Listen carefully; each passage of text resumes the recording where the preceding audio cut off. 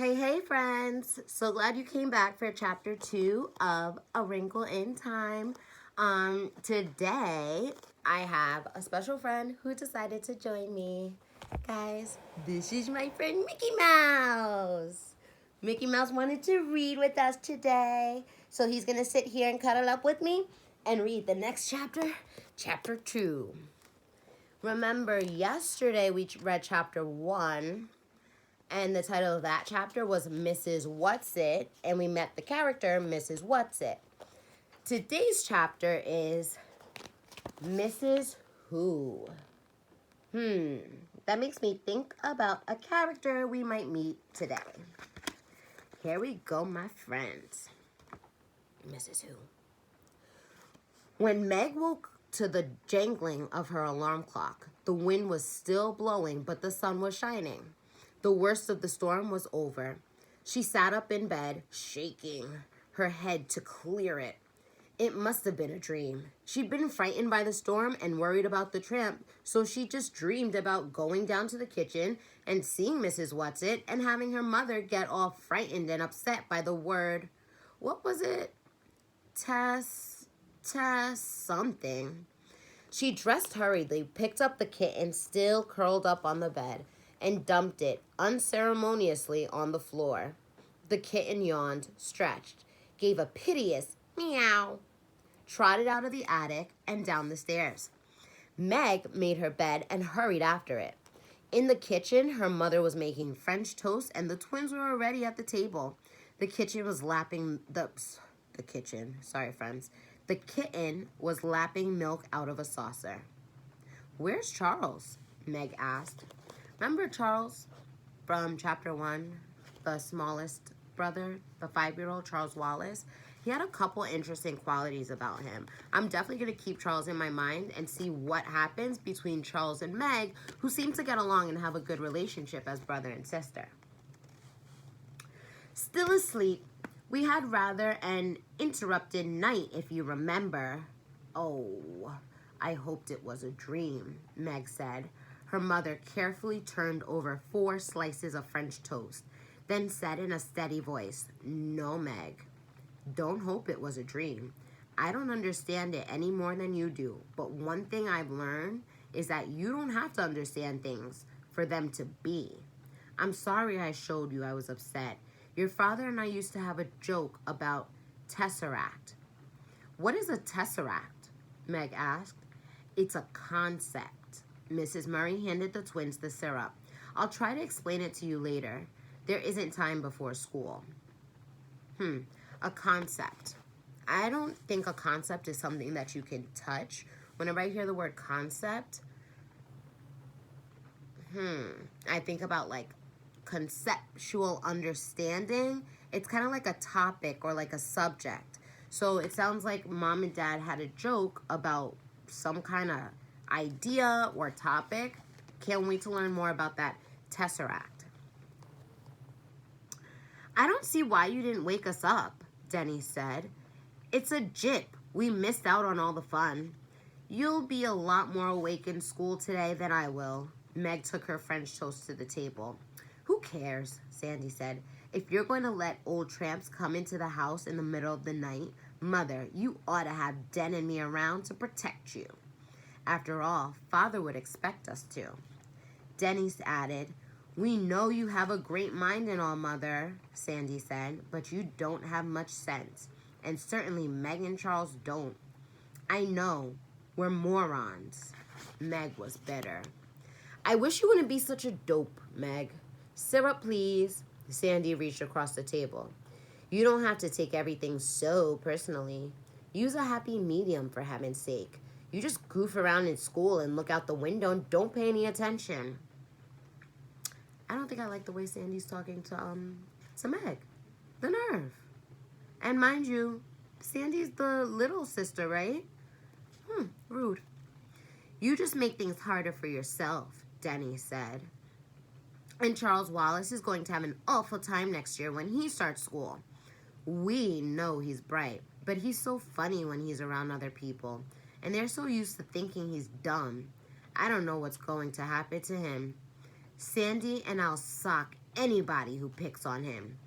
But that's about all we can do. Let's not worry about next year till we get through this one, Mrs. Murray said. More French toast, boys? At school, Meg was tired and her eyelids sagged and her mind was wandered.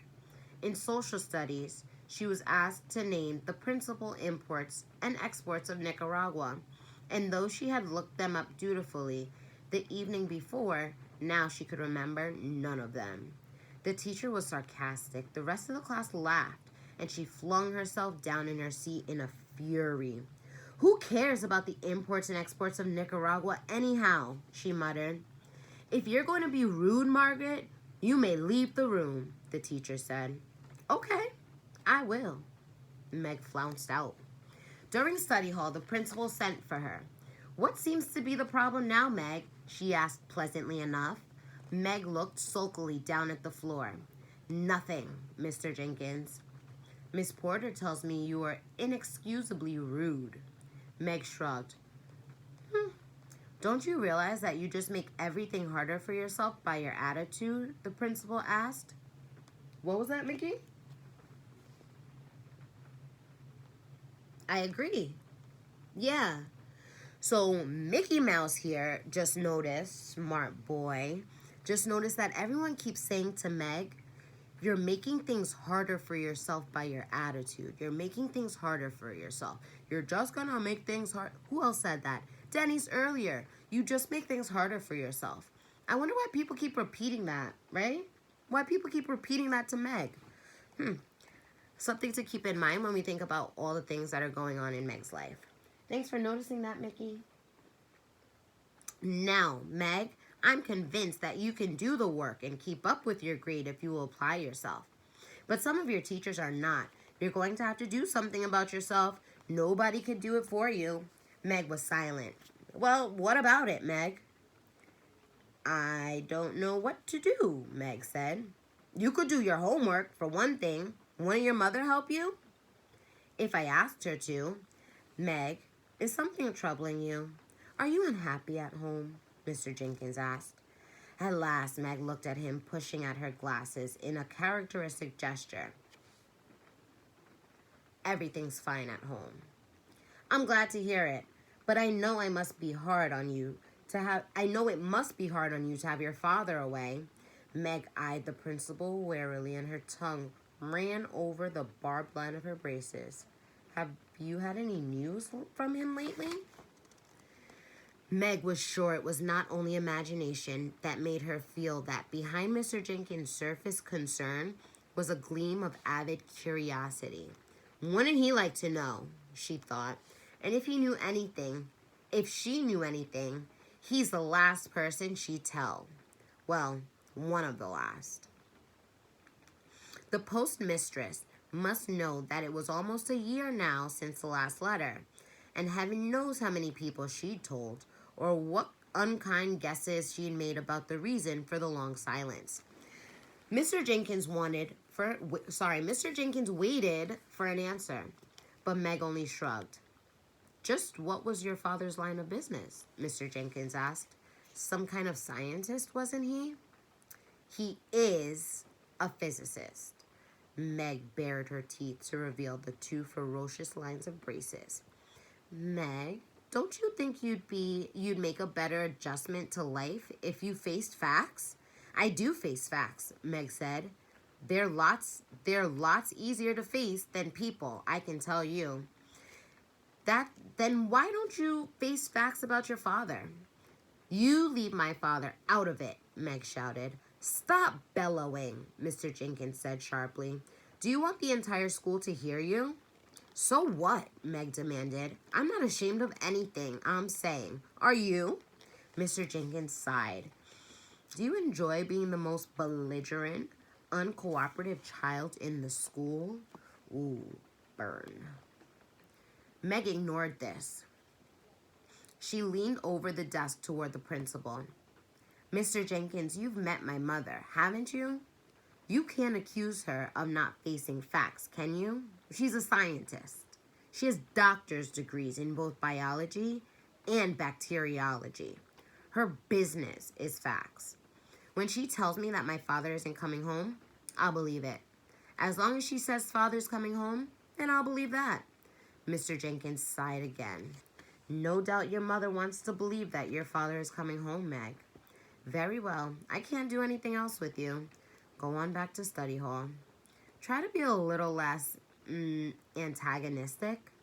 Maybe your work would improve if your, general attitude were more tractable. People are definitely coming at Meg for her attitude, but clearly Meg is upset about something, and she talks about her father being away a lot, and I'm pretty sure that's what's upsetting Meg the most. But I gotta keep reading to find out. When Meg got home from school, her mother was in the lab. The twins were at Little League, and Charles Wallace, the kitten, and Fortinbras were waiting for her. Fortinbras jumped up, put his front paws on her shoulders, and gave her a kiss. And the kitten rushed to his empty saucer and meowed loudly. Come on, Charles Wallace said. Let's go. Where? Meg asked. I'm hungry, Charles. I don't want to go anywhere till I've had something to eat. She was still sore from the interview with Mr. Jenkins, and her voice sounded cross. Charles Wallace looked at her thoughtfully as she went to the refrigerator and gave the kitten some milk, then drank a mugful herself. He handed her a paper bag. Here's a sandwich and some cookies and an apple. I thought we'd better go see Mrs. Whatsit. Oh, golly, Meg said. Why, Charles? You're still uneasy about her, aren't you? Charles asked. Well, yes. Don't be. She's all right. I promise you, she's on our side. How do you know? Meg, he said impatiently. I know. But why should we go see her now? I want to find out more about that Tesseract thing. Didn't you see how it upset Mother? You know when Mother can't control the way she feels. When she lets us see she's upset, then it's something big. Meg thought for a moment. Okay, let's go. But let's take Fortinbras with us. Well, of course. He needs to exercise. They set off, Fortinbras rushing ahead, then doubling back to the two children, then leaping off again. The Murrays lived about 4 miles out of the village. Behind the house was a pine woods, and it was through this that Charles Wallace took Meg. Charles, you know she's going to get in awful trouble. Mrs. Whatsit. I mean, if they find out she's broken into the haunted house and taking Mrs. Buncombe's sheets and everything, they could send her to jail. One of the reasons I want to go over this afternoon is to warn them. Them? I told you. She was there with her 2 friends. I'm not even sure it was Mrs. Whatsit herself who took the sheets, though I wouldn't put it past her. But what would she want all those sheets for? I intend to ask her, Charles Wallace said, and to tell them they'd better be more careful. I don't really think they'll let anybody find them, but I just thought we ought to mention the possibility. Sometimes, during vacations, some of the boys go out there looking for thrills, but I don't think anybody apt to right now. With the basketball and everything. They walked in silence for a moment, through the fragrant woods, the rusty pine needles gentle under their feet. Up above them, the wind made music in the branches. Charles Wallace slipped his hand confidently in Meg's, and the sweet little boy gesture warmed her so that she felt the tense knot inside her begin to loosen. Charles loves me at any rate, she thought. That's so sweet. Meg, who clearly had an awful day, finds comfort in her brother whenever he takes her hand. And remember, this is a little 5-year-old baby brother, right? And he took her hand and held her hand, and it reminded her that he loves her.